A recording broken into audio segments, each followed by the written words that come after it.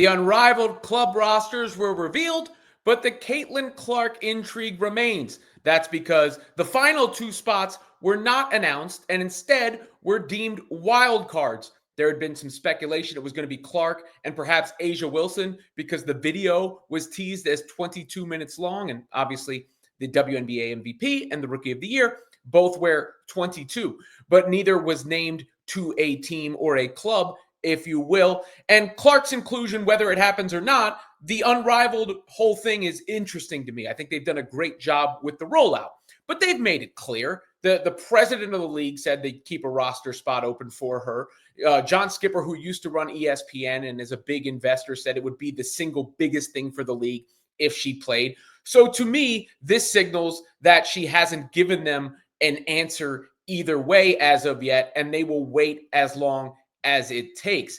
As is, here's a look at what was released. The rosters for these clubs: Vinyl, Rose, Mist, Lunar Owls, Phantom, and Laces. You got Enrique and Aaliyah Boston on the Vinyl together. Angel Reese with Clark's teammate Lexi Hull on the Rose. With the Mist, Brianna Stewart on that squad, obviously one of the co-founders of the league. Same thing when you go down to Nafisa Collier with the Lunar Owls. That's one of those wild card spots.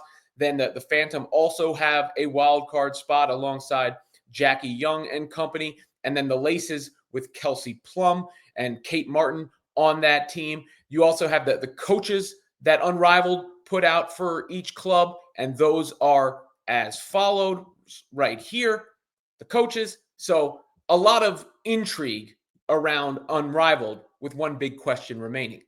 Now, when you look at the entire production and everything that's come along with it, again, their job is to create hype around this product.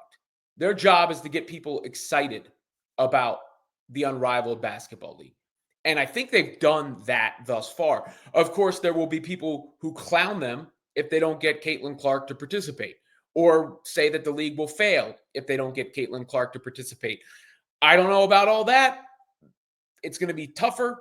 The way I've said it is, I think her inclusion guarantees the league's success. So they are wise to wait as long as it takes to keep sweetening the pot. I mean, she has all the leverage in this situation. Regardless, you've got some of the best basketball players in the world participating in this thing.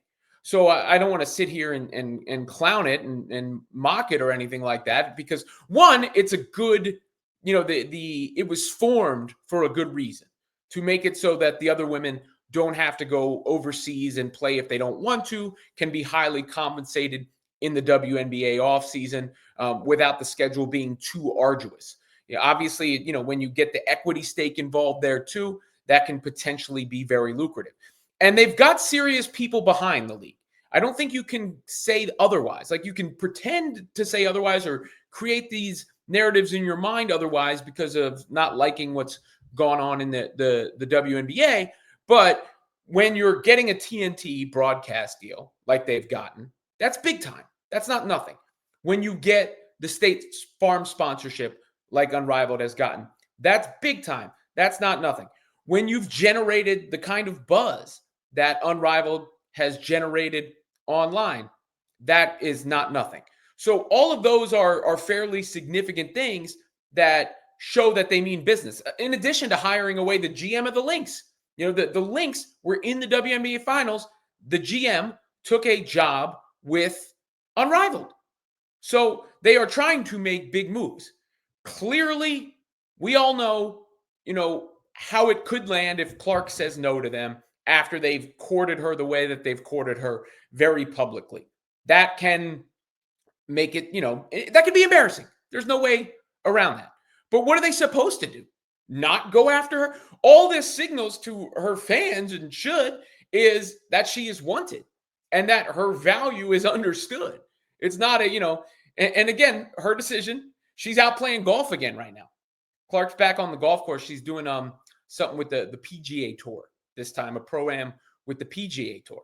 So she can tell them no. She could tell them to kick rocks. She could tell them to wait and still tell them no down the line. But they don't tip off till January. So until those two letters are put together in that order, NNO, they're going to keep go. They're going to G&O with their attempts to get Clark to participate in Unrivaled. Now, what's funny in what I do take note of in this is the fact that there's 2 wild card spots. What could that other one be? That's interesting as well. As far as the way these rosters are set up, it would mean that Clark would not be playing if she did join with her besties, because the Aaliyah Boston team is filled up there. The Lexi Hull team is filled up there, and the Kate Martin team is filled up there. The Phantom and the Lunar Owls would be the wild cards. On paper right now, I mean, this was made to be balanced. It was made to be a balance, and I don't see one team having a significant advantage over the other teams on paper. When I take a look at this, I don't see one squad. I like the Lunar Owls. I think that's a team that could really stand out with an addition. So could I mean, it depends on who those wild card players are, right? That is, regardless of whether it's Clark or not, that would make a huge difference.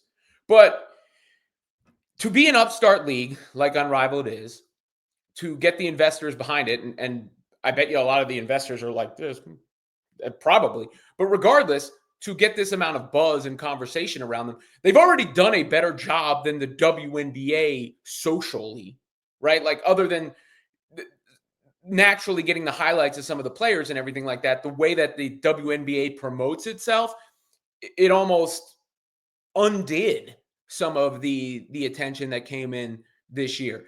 Unrivaled has garnered up this attention with their marketing campaign.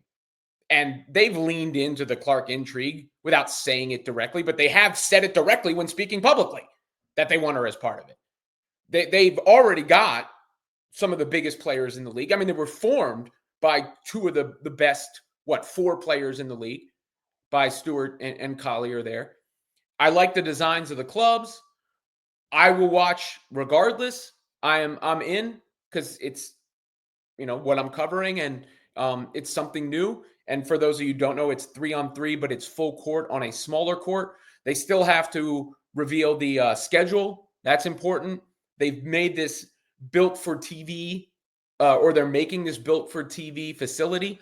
It's only going to have like 800 people in attendance. We'll see what the ticket prices look like down there in Miami. And obviously they have a big focus on how the product is going to come across on television. But thus far, the product has generated a lot of buzz. How it will be perceived when the season starts remains to be seen.